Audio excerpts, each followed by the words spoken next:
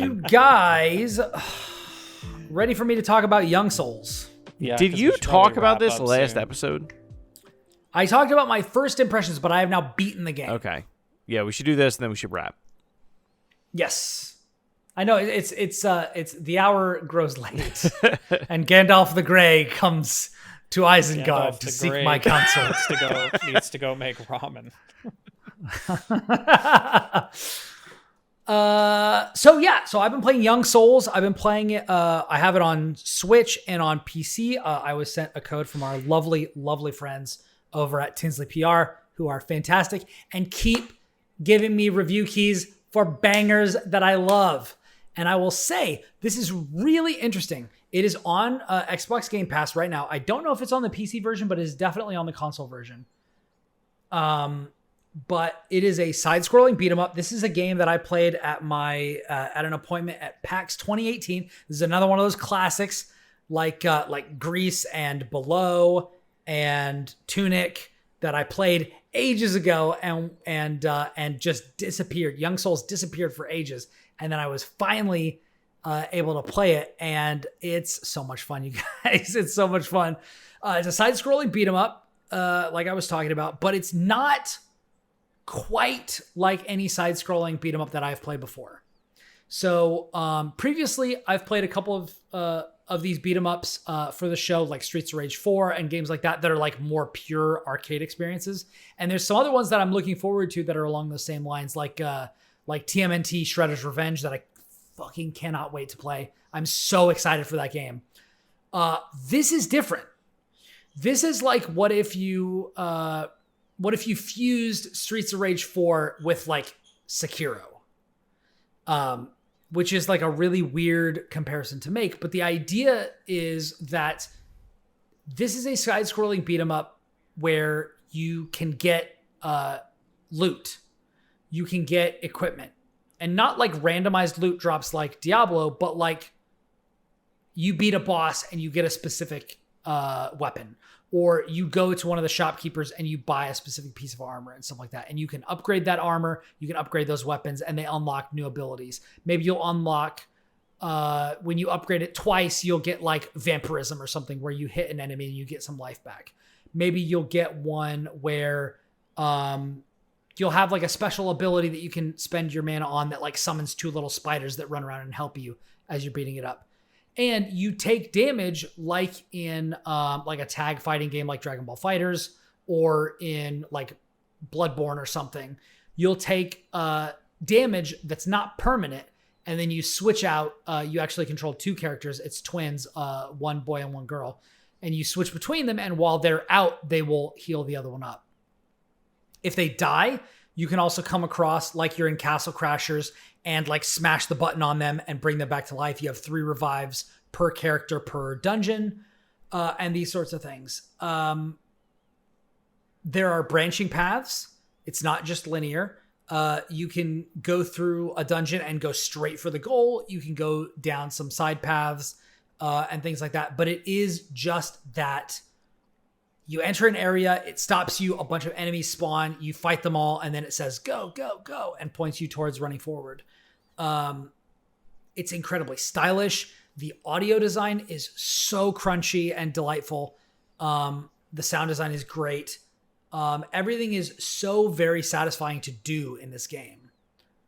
Let me pull up my notes if I made any. I know I meant to make some, but I don't know if I actually did. Yeah. So I think that this game occupies like a really interesting space where it's definitely more involved than your standard side-scrolling beat 'em ups, and it's less grueling because there are accessibility options. There are, which is great because there are some really tough parts of this game. There's one section of this game where you're forced to use one type of weapon for both of your characters. Well, at least one of your characters, that reduces your HP down to 1. So if you get hit, that's it, you're dead, and you need to revive yourself or something like that. So it can become tense, but there are accessibility options where you can make it so the game runs slower, so you have more time to react to things, which is important because in this game, parrying and blocking is actually something that's really, really important in a way that like in a lot of side-scrolling beat 'em ups, it's not.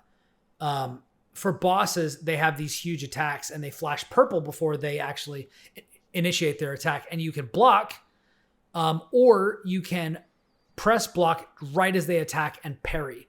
And you'll deplete their parry gauge, their parry resistance gauge, much like you would in Sekiro when you parry their attacks or block their attacks. You slowly whittle that down and unlock, your instant kill thing like that. But in this, you deplete that and then you smack them really, really hard, and then they'll have like a couple of boss health bars, basically. But you can go into the options and you can increase the damage that you do, decrease the damage that they do, and kind of tailor the experience. Not to the degree that you can in like Celeste or Tunic, it sounds like, where you can just give yourself like infinite health or something. But you can definitely make encounters way easier. And there are a lot of save points and a lot of ways that you can kind of go and farm resources for upgrades and things like that, or just kind of muscle your way through. I had a blast with this. I think I beat it in like 6 hours or something. Hold on, let me look this up. And did you say this has local co-op? I believe it does. Okay. I have not tried it, but I believe it has co-op. Yeah. Yeah, I beat this in 6 hours. And also another thing. Yeah, I tweeted about this actually. Yeah. Let me see. Let me pull this up just to refresh my memory if there's anything that I missed. But another thing that I really liked was, oh yeah, here it is.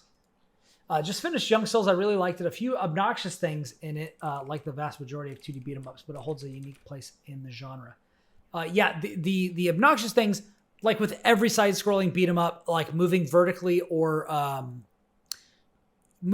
alongside those like planes, like walking into the background or into the foreground, can mean that your attacks will miss on enemies and that their attacks will miss you. But some enemies and some weapons that you can get actually like have like wide sweeping things where you can actually hit people that are a bit behind you, that lets you kind of like get around that. So like there are, you can go with one sword and one shield. You can get dual wielding weapons. You can get like huge two-handed swords and stuff. And when you swing those, it actually does hit in like a wider swath, and you can kind of hit enemies that can't really hit you if they have like more narrow of a focus on their attacks, which is cool. One thing that I thought was interesting about this is that this game actually kind of addresses the huge body count that you rack up in these sorts of games, and it kind of tries to speak to that. Also, another thing that I thought was good is the writing in this game is typically like not universally, but typically like very good. I really enjoyed it. And the twins that you control are adolescents, and they really have that kind of edgy, rebellious, but like kind of also at the same time sincere vibe that I had when I was like in early high school, like when I was a freshman or sophomore in high school. Yeah, when I was like just swearing in front of my friends, not because I particularly believed in it, but just because I could. Like there's like that weird type of angst, impetuousness of youth, where it's like not really to a point, but just kind of for the sake of itself, before you really have a reason to do things, before you decide I need to have a reason to do things. When you just kind of embrace, I'm just going to be out there just because I'm deciding to be, and I can do that. There's a bit of that like is really beautifully captured by this game and by the writing in this game. Like these are two vulgar youths that are just beating people up because they can and because they're trying to save somebody that they care about, but they're not really letting themselves be fully sincere. They really, there's a degree of sincerity that comes through in the writing, but is also like they put this mask up of toughness. They put this mask up of vulgarity, and other people call them on it. And it's really strikes an interesting balance that I don't see a lot. And I don't know whether that's just because I'm not playing the right games or just because people aren't doing this that much. But yeah, This game is by 1P2P Studio, and it's published by Arcade Crew, who I've covered several things of theirs before for the show, including Streets of Rage 4, which was awesome. But yeah, I like it a lot. Let me see how much this actually is. I feel like it's like not that expensive. Yeah, it's $25. It looks like it's like art style wise, it's almost like if you made like Samurai Jack in like a neon punk kind of style. Yeah, or like a muted neon punk it's style. a very Tendi Tartakovsky or Gendy a very Gendy Tartakovsky kind of a thing. Yeah, that is very true. That's something that I hadn't really picked up on. I gotta say, I love it. I love unique takes on stuff that I've tried before. And I feel like Creature in the Well was a good example of this when I played this. It's like, this is a top-down, like, isometric action game, except also pinball. Yeah. And this is a side-scrolling beat-em-up, but also, like, kind of parry and loot mechanics from, like, Sekiro or other, like, action RPGs. And it's really satisfying. You can jump in on enemies and hit them with 2 hits as you're landing, and then, like, juggle them, and then take to the air again mid-combo. Like, you can do some almost like Devil May Cry-ish stuff in this game. It's not as flashy, as that, but having that sort of stuff going on in this game that also like kind of is in another genre, I thought was really, really interesting. And I don't know. I like it. I think it's really cool. It doesn't hit everything, and on Switch when I played it, the load times are like a little bit more than I would want, but it still runs beautifully and looks great. The one thing that I think is a little bit obnoxious is that you can't skip loading screens, although you can hold the like start button, and it goes into this like VHS fast forward, like, and like the screen stuff is going on. Like, there's a lot of attention to detail in this game that I really, really appreciate. I think it's great. I have added it to my GG favorites of 2022, and it's a fairly short list, right now. But yeah, I definitely think this is worth checking out, particularly because it is on Game Pass. So if you are a member of that service, like it's definitely it's really good. It's really good. Yeah, I think right now my list of favorites of 2022 is Returnal, Chicory, Nobody Saves the World, Windjammers 2, Infernax, Sifu, Elden Ring, Persona 4, Arena Ultimax, and Young Souls. So nice. It's really good. It's really good. I had a blast with it. I recommend it. And man, let me tell you, as somebody, I have not played the final version co-op, but I did play it co-op with a friend of the show, Andrew Wolf, at PAX when we had it at the behind closed doors kind of meeting, and it was a blast to play co-op. So if you are going to take our lovely Chris Shriver's advice and have some people over to play some games, this is a good one, particularly if you already have Game Pass, because you already have it. Hell yeah. So. But yeah, cool. I think there's like 4 major areas in the game, and they're not that long.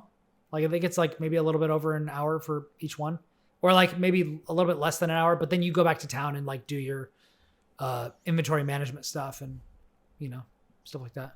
There's a little bit of an element of like The World Ends With You, where like you're buying stuff to look fashionable, but also some of it has like perks. Like when you buy shoes, like some of the shoes will like, reduce the cooldown on your abilities. Or make it so that you have a higher likelihood of getting special drops or something. Yeah. Stuff like that. But it's fun. It's fun. I like it a lot.